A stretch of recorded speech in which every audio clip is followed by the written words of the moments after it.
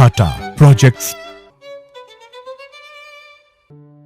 नमस्कार। नमस्कार सर जी। मैं टाटा प्रोजेक्ट लिमिटेड का सुरक्षा अधिकारी हूँ। आपका सेफ्टी क्लास में स्वागत है।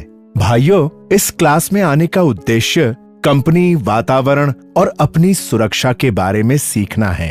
आप ये कहेंगे कि हर कोई अपनी सुरक्षा के बारे में जानता है, पर अब मैं आपको निर्माण स्थल पर विभिन्न खतरों और उनसे बचाव के बारे में बताऊंगा। दोस्तों, अब आप मुझे अपने बारे में जानकारी दीजिए।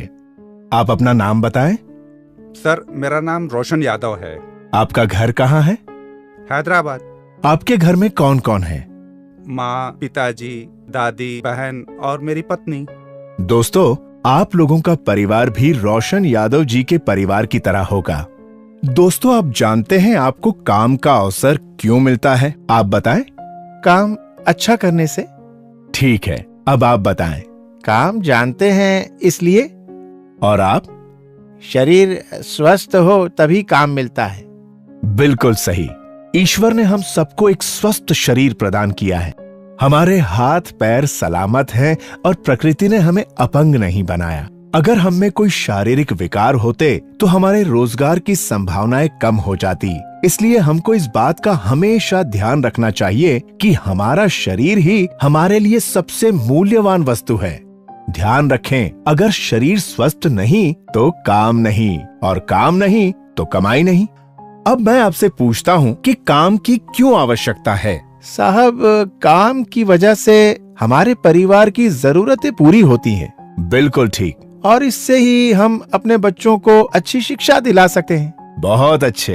अब शायद आप मेरी बात को समझ रहे होंगे कि क्यों हमारी सलामती जरूरी है, क्योंकि हमारी सलामती ही हमारे परिवार की सलामती है। मैं इस तरह के प्रश्न आपसे इसलिए पूछ रहा हूँ क्योंकि जब परिवार है तो उसकी कुछ जरूरतें भी हैं, जैसे कि बच्चों की पढ़ाई, बहन की शादी, माँ का इलाज, घर बनाना, लोन चुकाना और भी कई दूसरी बुनियादी जरूरतें। कई लोगों की जिम्मेदारी हम पर होती हैं और एक दुर्घटना पूरी व्यवस्था को बिगाड़ देती है।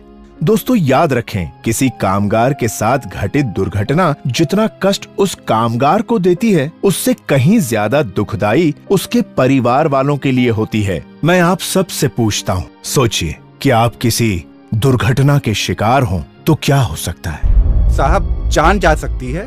साहब, हाथ पैर भी बेकार हो सकते हैं। बिल्कुल ठीक। लेकिन अगर चोट जानलेवा नहीं है और कुछ समय में ठीक हो सकती है, तो क्या उस स्थिति में थोड़े खतरे लेकर काम करना उचित है क्या? नहीं साहब, जब तक चोट ठीक नहीं होती हम काम पर थोड़े आ सकते हैं। हाँ, और इलाज पर पैसा खर्च अलग, और फिर आमदनी भी बंद। और कहीं कोई हाथ पैर बेकार हो गया तो बाद में काम नहीं मिलेगा। सही कहा दोस्तों। तो सोचो, एक जरा सी लापरवाही से हुई दुर्घटना कितनी मुश्किलें लेकर आती है। प्यारे मित्रों, अब जब जान गए हैं कि दुर्घटना से क्या हानियां हैं, तो चलो ये जानते हैं कि दुर्घटना होती क्यों है। साहब, ये तो ईश्वर की मर्जी है। ईश्वर की नहीं, हमारी खुद की गलती से होती है दुर्घटना। ईश्वर भी उन्हीं की मदद करता है जो अपनी मदद खुद करते हैं। सही कहा साहब। अगर हम ही कुल्हाड़ी पे पैर मारेंगे तो चोट तो लगनी ही है। दुर्घटना होने के दो मुख्य कारण होते हैं। पहला, बचाव की जानकारी का अभाव, और दूसरा है अति आत्मविश्वास। साहब, थोड़ा विस्तार से बताएं तो शायद कुछ ज्यादा समझ में आए। तो सुनो, सबसे खतरनाक है अति आत्मविश्वास। खतरों की सारी जानकारी होते हुए भी ये सोचना कि कुछ नहीं होगा और खतरे उठाकर काम करने से ही सबसे ज्यादा दुर्घटना होती है। और इसलिए अब मैं आपको कार्य से संबंधित खतरे और उनसे जुड़ी सावधानियों के बारे में बताऊंगा। तो ध्यान से सुनिए उन बचाव के तरीकों के बारे में जिनका कार्यस्थल पर हमेशा पालन होना चाहिए।